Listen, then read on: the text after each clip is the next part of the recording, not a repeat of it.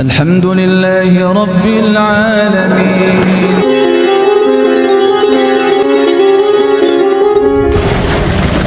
Fir'aun konstitusional. Jadi semua yang dilakukan, semua kezaliman pada rakyat ini sah di hadapan hukum yang dibikin sendiri, bukan hukum Allah. Nah, kita bagaimana? Bersabar.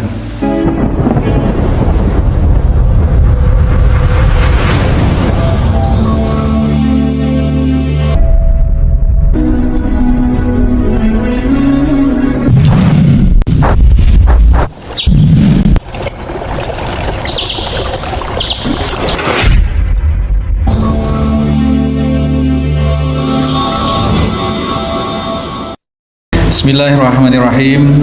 Assalamualaikum warahmatullahi wabarakatuh. Innal hamdalillah nahmaduhu wa nasta'inuhu wa nastaghfiruh wa na'udzu billahi min shururi anfusina wa min sayyiati a'malina. May yahdihillahu fala mudilla lahu wa may yudlil fala hadiyalah. Asyhadu an la ilaha illallah wahdahu la syarikalah. Asyhadu anna Muhammadan abduhu wa rasuluhu la nabiyya ba'dah. Wa ba'd. Hadirin hadirat jamaah Masjid Al Muslimun Curah Jero Panji Situbondo rahimani wa rahimakumullah. Diberi pemimpin yang zalim, yang tidak memberikan hak-haknya kepada kita.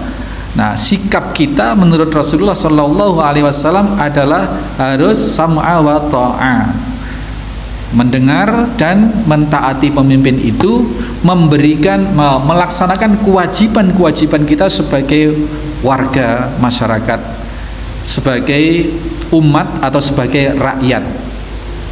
Loh Ustaz, gimana hak kita kan dikebiri, hak kita dirampas, kekayaan alam kita dirampok misalkan, dikuasai oleh segelintir mereka, diri mereka, keluarga, kroni-kroni mereka.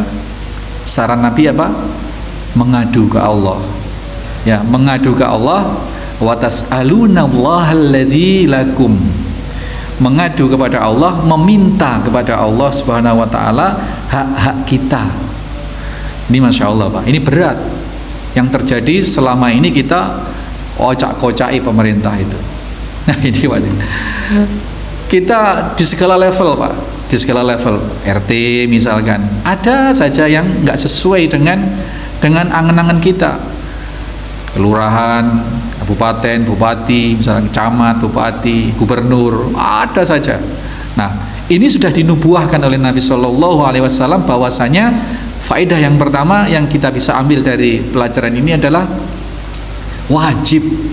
kita wajib bersabar terhadap segala level kepemimpinan tadi itu, meskipun dia itu termasuk atharotun, termasuk orang yang merampas hak-hak kita, yang memonopoli, yang tidak menyampaikan hak-hak kita.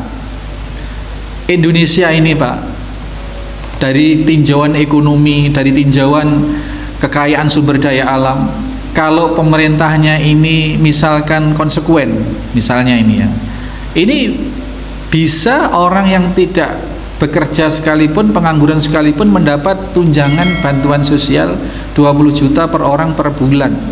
Tapi kenapa yang terjadi sebaliknya? Kita justru banyak pajak sana, pajak sini, apapun dipajakin, apapun harus keluar dari kantong kita. Ya, ini cerminan.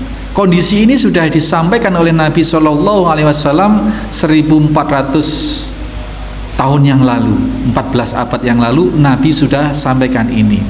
Sikap kita bagaimana? Bersabar Pak, bersabar. Sam'a wa ta'a.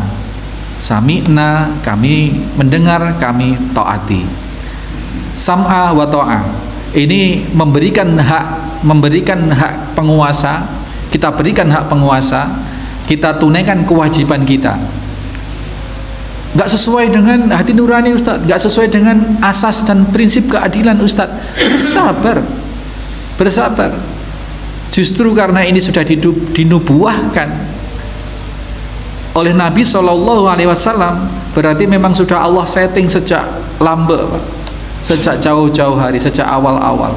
Hak-hak masyarakat tidak akan disampaikan, dimonopoli kekayaan sumber daya, kita dipajekin sana, pajekin sini, macam-macam.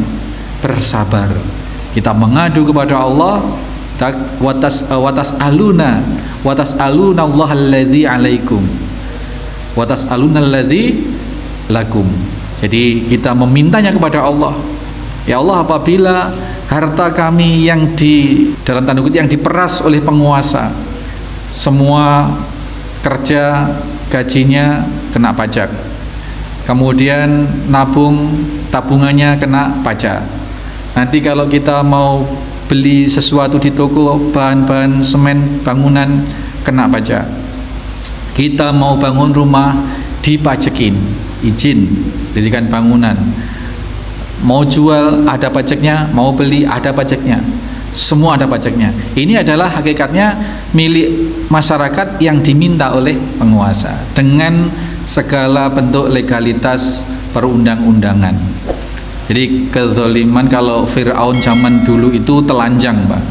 Zalimnya zalim mentah-mentah, telanjang. Tetapi Fir'aun zaman sekarang ini adalah lebih konstitusional. Fir'aun konstitusional. Jadi semua yang dilakukan, semua kezaliman yang diterapkan kepada masyarakat, kepada rakyat ini sah di hadapan hukum yang dibikin sendiri, bukan hukum Allah, gitu. Nah, kita bagaimana? Bersabar. Sudahlah, sak soro-soronya kita diperlakukan seperti ini, kita kalau mengikuti dawuhnya Nabi SAW untuk bersabar, untuk mengadu, meminta hak-hak kita kepada Allah. Kalau tidak diganti di dunia, hak-hak kita itu pasti diganti di akhirat. Bersabar. Nah, ini yang pertama, wajib bersabar. Wajib. Berat, Ustaz. Masa tak bisa ngomong sudah. Berat. Justru berat itu pahalanya sangat besar kalau kita mampu bersabar. Sudahlah, pupuk sulit, BBM sulit, bahan-bahan sulit, ini karena pengaruh dari kebijakan politik ekonomi yang diterapkan oleh pemerintah, yang di situ ada main-main dengan para tengkulak, dengan para importir, macam-macam, sehingga yang kena adalah kita masyarakat yang paling bawah. Bersabar. Yang kedua, kita taat pada perintah Nabi tadi, taat kepada pemimpin, taat kepada penguasa, taat pada pemerintah di semua level, Pak. Tidak hanya level tertinggi presiden, sampai level RT pun kita wajib untuk taat. Taat dalam arti apa? Tidak khuruj atau tidak keluar dari jamaah kepemerintahan itu. Tidak memberontak. Kalaupun ada kebijakan-kebijakan pemerintah yang memaksa kita untuk melakukan sesuatu yang menurut kita ini bisa membahayakan diri, bisa tidak baik atas diri kita, ya cukup bersabar, sebisa mungkin menghindar untuk tidak kemudian melawan penguasa itu. Tidak melawan dalam arti memberontak, tidak memberontak dengan senjata, mungkin dengan opini, dengan caci maki di mimbar-mimbar, di media-media sosial, di grup-grup WhatsApp misalkan.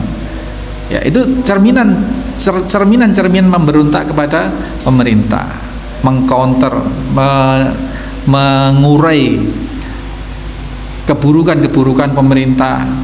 Nah, ini kita dituntut untuk bersabar, untuk taat.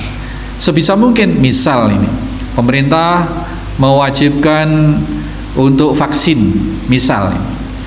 Nah, ketika kita meyakini bahwa vaksin itu ada yang tidak halal atau mudarat-mudarat lain yang bisa terjadi akibat vaksin misalkan. Nah, bentuk ketaatan kita pada pemerintah bagaimana? Ya, sebisa mungkin kita menghindari. tetapi kita lantas tidak mengkampanyekan menghindar untuk tidak vaksin, Pak.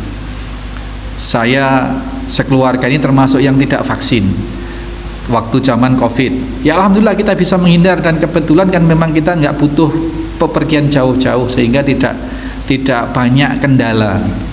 Nah, ketika didatangi tim kesehatan dari pemerintah, ya saya bilang, saya sekeluarga dari mbah-mbah saya ini memang tidak vaksin. Saya tidak menyatakan dasar yang agama, dasar yang macam-macam, enggak. Hanya menyatakan tidak vaksin memang. Dan alhamdulillah baik-baik saja sampai hari ini. Tapi saya tidak mengajak orang untuk tidak vaksin. Jadi jangan khawatir, mohon dihargai pendirian kita, dan kita juga menghargai pemerintah. Program pemerintah kita dukung dengan tidak mengajak orang lain untuk tidak vaksin seperti saya sekeluarga. Ya segitu kan, Pak. Ini bentuk-bentuk ketaatan kepada pemimpin, kepada pemerintah. Jadi tidak mengambil program pemerintah, toh dan waktu itu tidak wajib juga. Undang-undangnya tidak ada, tidak boleh ada yang memaksa vaksin, meskipun prakteknya kita dibenturkan oleh beberapa kemungkinan yang sehingga seperti wajib. Mau cari SIM, perpanjang SIM, syaratnya harus vaksin, gitu kan. Ketika vaksin itu kemudian dilihat dasar hukumnya, ternyata bukan kewajiban, tetapi prakteknya cari KTP, urusan apa harus vaksin. Berarti kan ada sesuatu yang kurang beres gitu. Nah, kita bijak, kita tetap menghindar senyampang yang kita yakini itu betul-betul bermanfaat untuk diri kita, tetapi menghindari benturan-benturan, menghindari mengajak orang, menghindari merusak program pemerintah. Kita dukung program pemerintah dengan tidak mengajak orang lain untuk tidak vaksin, misalnya seperti itu. Ini contoh-contoh kita tetap taat pada pemerintah, senyampang tidak ada mudarat pada diri kita. Kalaupun ternyata ada mudarat pada diri kita, sebisa mungkin menghindar, Pak. BPJS ini sejenis asuransi yang dalam tinjauan syara ini termasuk maisir, termasuk haram. BPJS itu, Pak, asuransi itu semua. Ini kan konsepnya orang untung-untungan, bayar, kemudian akan ngambil haknya kalau dia sakit. Kalau nggak sakit berarti ya hanya bayar gitu aja, atau bayar baru beberapa rupiah, kemudian sakit operasi banyak, kemudian biayanya jutaan. Nah, ini juga kalau akadnya ini akad saling bantu ta'awun tidak masalah, Pak. Tapi kalau akadnya ini premi bayar seperti itu, ini tidak syar'i. Nah, kebijakan yang seperti itu sebisa, kalau kita bisa menghindar. Tetapi kalau kita tidak bisa menghindar, misalkan, ya sudah, kita ikuti, kita laksanakan, tetapi dengan pengingkaran di dalam hati. Pengingkaran di dalam hati, dan tadi itu tidak mengkampanyekan untuk tidak ikut BPJS. Sekarang cari kerja atau apa harus punya kartu BPJS, seperti itu. Senyampang masih kita mengamankan diri, kalau gitu nggak usah ngelamar kerja misalnya, ini nggak masalah, Pak. Tapi kalau sudah betul-betul tidak bisa menghindar, ya sudah, ikuti dalam posisi kita dalam tanda kutip dipaksa untuk menghindari kemudaratan, maka kita mengorbankan kemanfaatan yang kita perjuangkan. Jadi kaidahnya itu